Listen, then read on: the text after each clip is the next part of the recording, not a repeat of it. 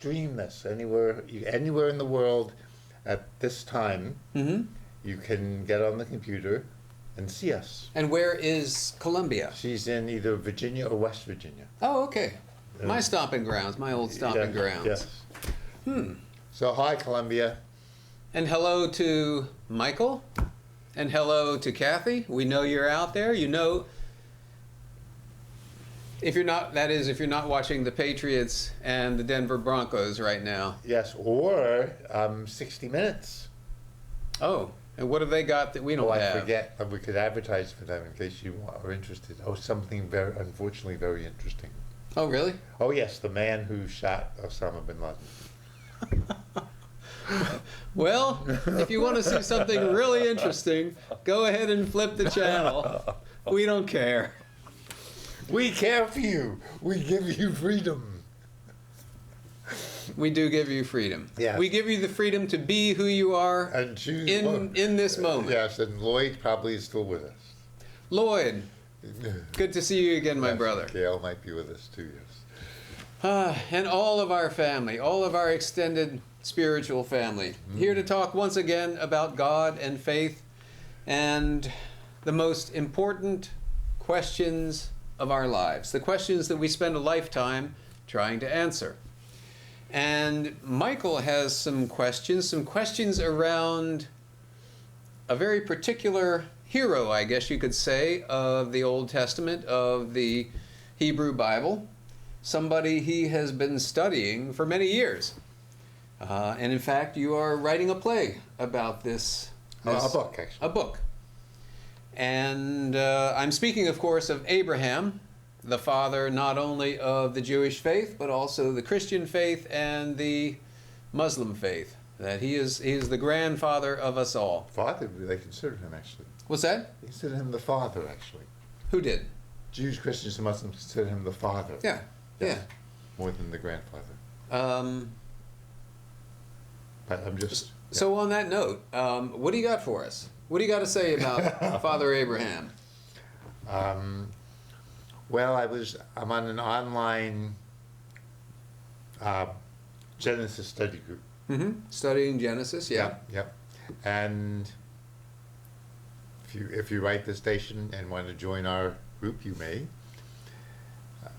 And I thought... I'm not clear what you just said. So if you write to CCTV... With my name on it. Okay. And then I can tell you how to join our online group if you're interested. Okay.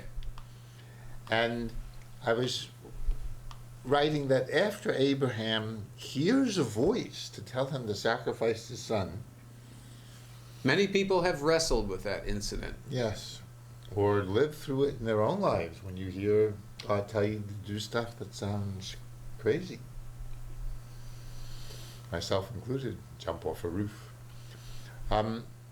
So after this... Just to clarify, he didn't hear that tonight. No. He heard this a long time ago. Yes. Decades ago. Yeah. And he did not follow those instructions. No, I'm here. But are you certain, and I realize we're veering, so we'll veer back, but are you certain that that was God speaking? Do you think that that was God speaking? What was this voice that you heard? All I can say is that this is the voice I have been hearing and calling God for over 10 years. When I was living at the University of Chicago, going to Mass every day, mm-hmm. And then going to Israel, feeling called. I'm not sure I heard a voice, but feeling called to go to Israel. Okay, so my understanding is that you heard this voice say, jump off the roof. Yes. But and you heard this as an auditory event. Is that right? You heard a voice say. An inner voice. It didn't seem like outer. It seemed like my old inner voice. So it was more like... Very masculine voice. You do. Jump off the roof. And was it articulated in words? Yes. Okay. So it was not simply a feeling or an impulse? No, I was too far away from my feelings. I lived through words even then. Mm-hmm. So here's my question. So do you think that that was the voice of God? I mean, I'll answer it the same way again, and then you can ask it even again. It was the voice that I was calling the voice of God and was guiding me through my crazy 20s. And it was probably as crazy as me, I think. But it guided me. I was so confused, I didn't know what to do. And it began when I would do things like go out with Amy Sue. Actually, her name was Gracia Faye Bauman. And not know what to do and being way more petrified than I really could even know. And I would hear a voice say, hold her hand. Mm-hmm. And so I'd hold her hand. So I just needed, especially going away to the University of Chicago, and I'm a graduate student then, but I'm so unable, I don't think I would quite say this to myself, that would have been much more healing, but I just hear this voice before I'm religious tell me to hold Gracia Faye Bauman's hand. And then I met a priest who was taking a class. Well, here's just staying with the Okay. That event of the jump off the roof, that jump off Yes. the roof event. Yes. What I'm intrigued by, so I'm intrigued by this voice, Yes. but I'm even more intrigued by and interested in your own process of discernment, Yes. such that you made a choice. You heard the voice say, do this, Yes.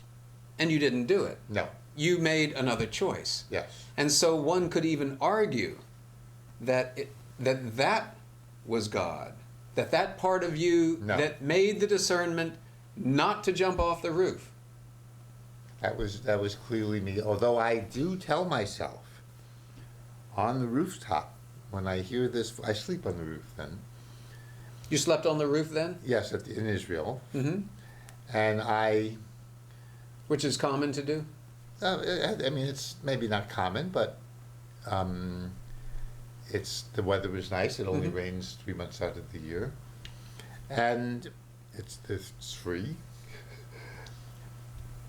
And I remember thinking, because I do not want to jump, oh, Israel means to wrestle with God. I think this is a thought, though. Mm-hmm.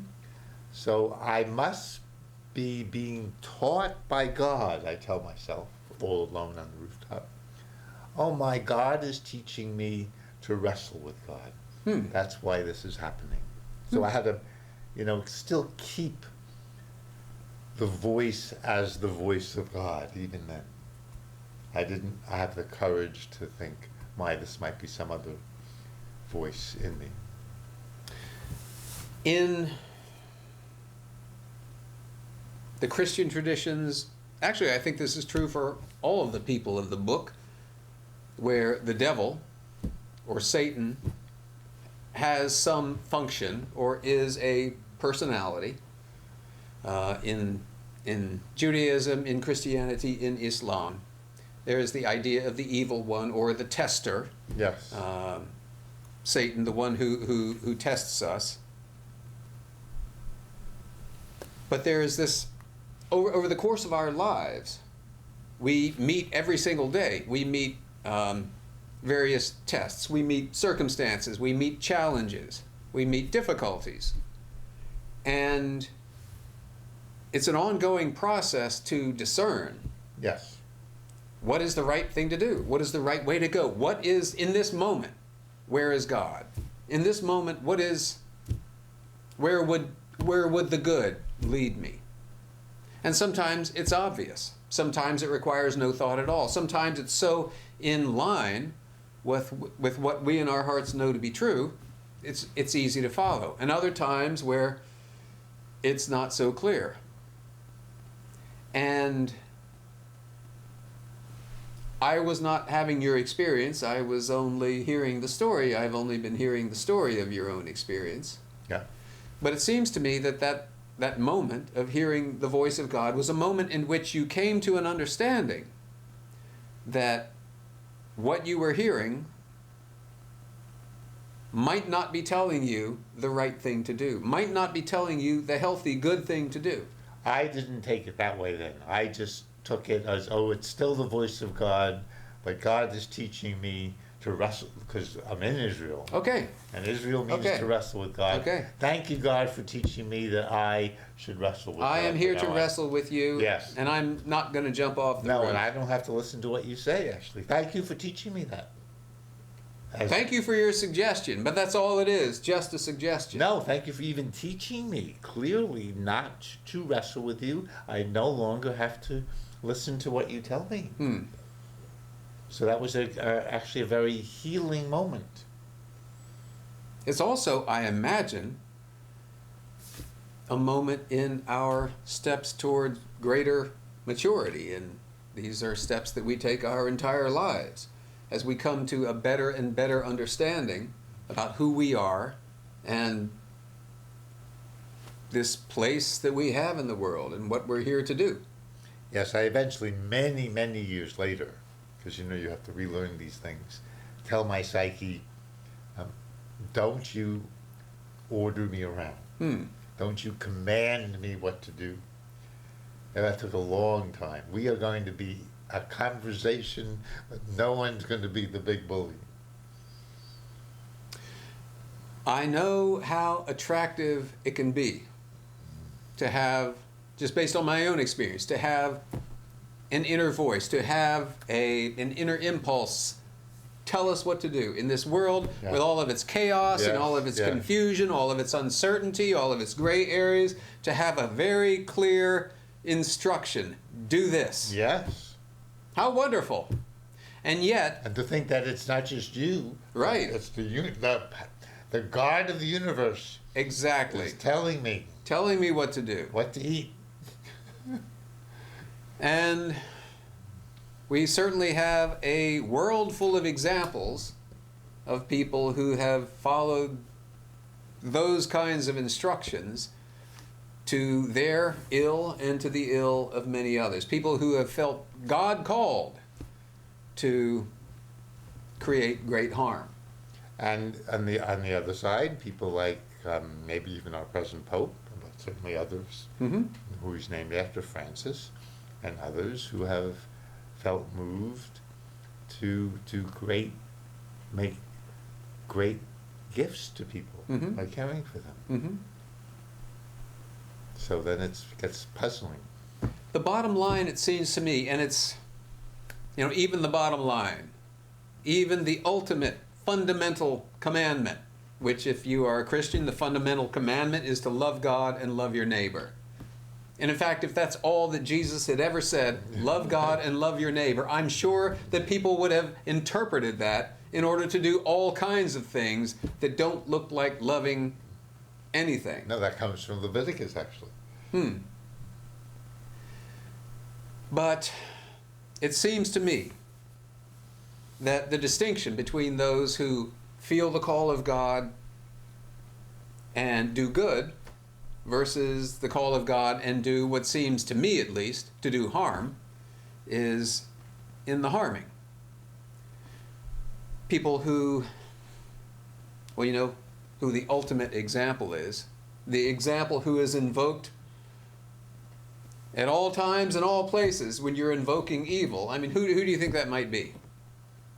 Well, usually probably Judas or Hitler. Yes? Hitler is who I was thinking of. So, I'm not a biographer of Hitler, so I'm not an authority on Hitler.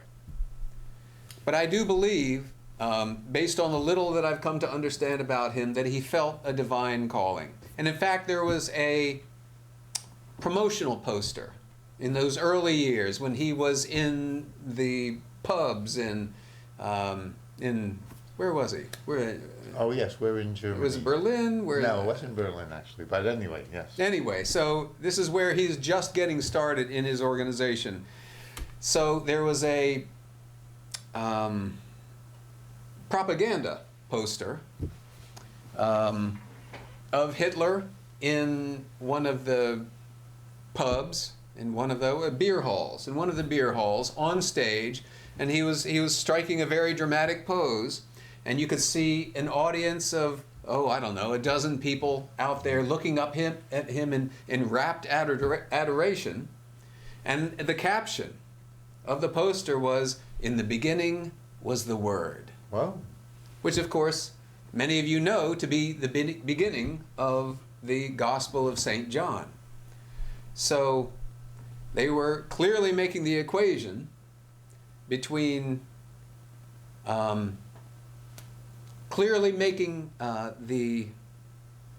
reference to divine calling with this poster, with this piece of propaganda. And you know, one of the most difficult things there are to do is for stars of any kind, whether they be in politics or whether they be in entertainment or sports, for stars to not believe their own publicity. It's very, very attractive, very seductive. So, late in Hitler's life, looks like we're not going to get to Abraham, but it's okay. We can veer back to Abraham at any time. One of the people working with Dietrich Bonhoeffer, when Bonhoeffer was in jail, I believe. The Lutheran minister who opposed Hitler. And tried to assassinate him. Was involved in the conspiracy that was planning and to. And even went back to Germany when he was in the United States. Yep. To assassinate him. Well, I don't know if he was planning to assassinate not quite Hitler. then, right. He was participating, I don't know to what degree, but he was part of this conspiracy that did plan to kill Hitler. So he knew of it. He basically sanctioned it after working through his own personal theology. And the friend of Bonhoeffer carrying the bomb in a briefcase. The one who took it to Wolf's Lair, where Hitler and his generals were. Yes. It was like a bunker. And places the bomb in the suitcase underneath the table. Underneath the table. And then walks out. Says, "I'll be back." And somebody, he placed it right near Hitler. Yes. Right near. Yep. Hitler's leaning over the table, pointing to the maps, pointing to where the divisions are going to move. He places it near him, and then he leaves. Yes. And somebody takes the suitcase and moves it. No. Actually. Are you sure about that? That's what this is. At least I would bet on this. Okay. The table. As I just was listening to a Bonhoeffer tape. Yeah. The CD. The table was so strong, made out of some good. Oh wood, yeah. That even though the bomb explodes, and Hitler's clothes are ripped, and he sends the ripped clothes, I believe, to Eva Braun, his mistress. Yeah. And he says, "Our providence is with us. Yes. Our destiny is with us." Yes. So he believed. He came out of that experience exhilarated, feeling that the divine was with him. Yeah. But I do have to say, divine. I must say this. He uses the word providence or destiny. Okay. Yep. But either somebody moved. I mean, yes, it's true about the table. Yeah. It is true about the table. But somebody either moved the briefcase or Hitler himself moved. I don't think either is that true. I'll bet you Okay. $5. No, I don't bet money, I bet time. Okay. Now you guys are witnesses. Anything about, and I might lose. I'll bet you anything between 15 minutes and a half hour. Okay, half hour. Right. Half hour of time. Yeah. And what I'm saying is that either the briefcase was moved or Hitler moved. Yeah. That it was that plus the combination of the strong oaken table. I'm saying, I mean, Hitler might have moved it because he's moving around, but Hitler moving around had nothing to do with him surviving, I'm saying. I mean, if he's pointing the maps, he might have stood up but it depends on the interpretation, but here's the point that I'm making. Yes. Either somebody moved the suitcase or Hitler moved away from the suitcase. Yeah, I'm saying. If either of those two are true, then I win my $5. Only if that moving helped him survive in some way. I mean, we can only assume. Yes, people who write about it would say this helped Hitler survive, that he got up and pointed to the map or something. Yeah, but those are interpretations, and I'm sure that you could find some that would make those interpretations and others might not. Motionless. So all I need to do in order to win this bet Notice how is we're to not say, agreeing. We're not agreeing on what the bet is. But Michael Mack is really into. I really believe. Notice there's two people involved in making this bet. Michael Mack. Well, I need us to agree on what we're agreeing on. Good. That's good. I'm glad you need me. I'm glad you need me in this conversation. You're not listening, I'm listening are you? very carefully. The only way to listen very carefully is to shut up. Apparently. Advice. I just need to know. Advice you're taking yourself. Go on. I will happily take that advice in just a second. You'll see if this is true, ladies and gentlemen. When I zip my mouth, I will keep it closed until I unzip it. That's very. Mark my words. It's very different from I will keep it closed till I say it's okay to unzip. Hugely different. You were in control. All I need is to know what we're betting on. Okay. So, are you saying, Michael Koran? Oh, thank you for asking. Are you saying that if I can find one citation that says because the suitcase was moved or because Hitler moved away from the suitcase, that contributed to Hitler's surviving the blast? Yes. Wow. Okay. And this is on tape that we keep. It's on tape. And we're betting a half an hour. Half an hour of time. And you know how that works, right? Remember? Please tell me so that our audience can know too. When I bet favors with people, if let's say Michael Mack wins and he gets half an hour, let's hope he wins. Let's assume. Let's assume. Why don't I even just give it to you now? Why even the detail? Just lie down and surrender. So let's say Michael Mack wins the half hour. You can ask me to do all kinds of things. Help clean your apartment. Whatever.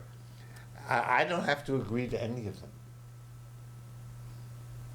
But I think I would just rather bet a quarter. no, I don't want to win your money. However, A quarter. No, this is much more fun. However, See, you're adding on a new. I'm not adding. You're adding something. I made this up. I know you're making it up right now. No, I'm not. Yes, any of my friends. But so we really haven't agreed to anything yet. No. Because you just introduced this new condition. No, this is how it works. Oh, this is how it works. I created this way of betting. You're talking to the. You're making it up. He's making it up. No. Listen to him. He's making it up as he goes along. You can ask my friend Michael Rayson. I don't care. Ask my. I don't care. My beloved Michelle. It's getting more and more complicated. No, it's very simple. All I want to do. Okay, forget it.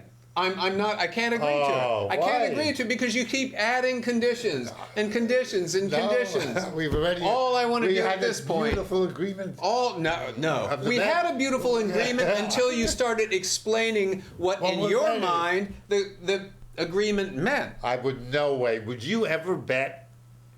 And if I win a half hour, that means you have to do what I tell you? Yeah. Yeah. Seriously? Yeah. Whatever I tell you, you would do? I would trust you to be the kind person that I know you to be, the reasonable person that I know you to be. And you would put yourself in that? I'm very touched. I do not have such trust of humanity. Or more to the point, you don't trust me. I wouldn't. You don't trust me. I wouldn't want to tell you. I don't think it's fair to anybody to say I will do whatever you ask. I'd rather just bet a quarter. I don't want your money. But you're not. You don't have to worry about that. I know. Because I'm going to win the money. I'd love, but you let me finish. The bet's off unless we can salvage it in the next 3 minutes. 2.5. 2.5. Really, 2?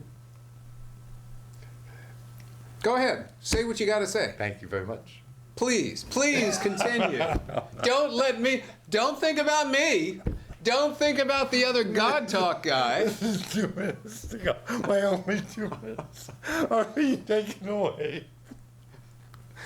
Go ahead. Who's stopping you?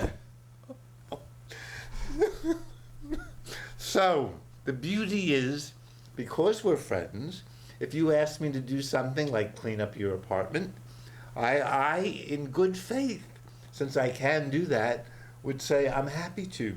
Mm-hmm. If I ask you, would you help edit my book, Heal Soul, you could do that, and you would be happy to. So we trust each other, and I would want you to say no if I asked you to clean up my apartment, and you might not want to really not do that, and I'd say, okay, we'll find something else. So it's very lovely. I would do that too. Great, you're on. Okay, so what are we? So say what we're agreed to. So the bet is clear. We have it on tape, and we're Right. agreeing that if whoever wins a favor can ask the other person, could you spend a half hour doing this? And you could say, Michael, I'm really not comfortable doing that. Could we find something else? And I would have to agree. I'd have to do that. I can't make you do something you're really not comfortable doing. So it sounds like, though, that the onus is really on me, because you could come up with you could find all kind of citations about this particular event in the life of Hitler, but it's up to me to find the evidence, find one citation.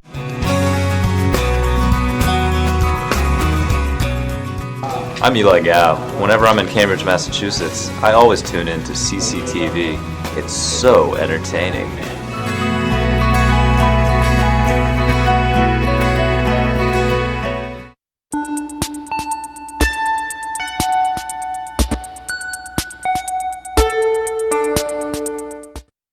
Hi, my name is Chris Lon, and I am the programming coordinator here at Cambridge Community Television, and I'm here to talk to you about how you can become a BeLive producer.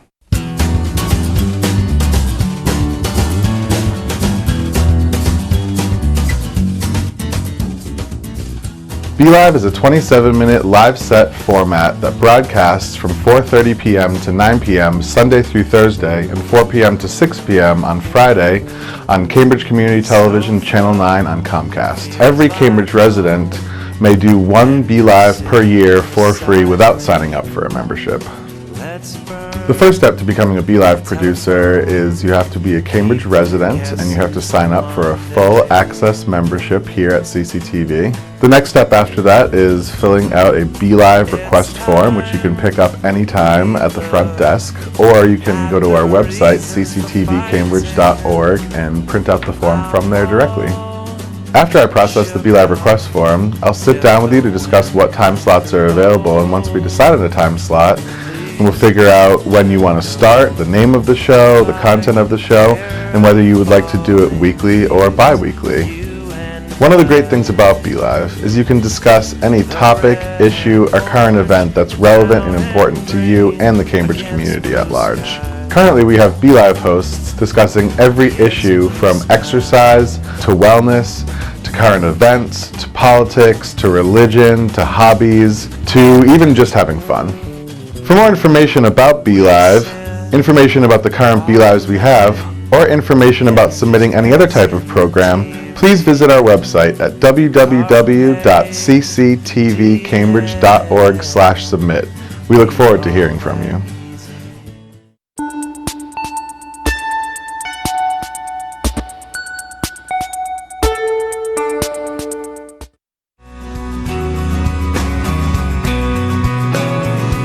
Hi, I'm Mark Lloyd. I'm the author of Prologue to a Farce, Communication and Democracy in America. Whenever I come into Cambridge, I watch the finest public access operation in the nation, CCTV. You should too.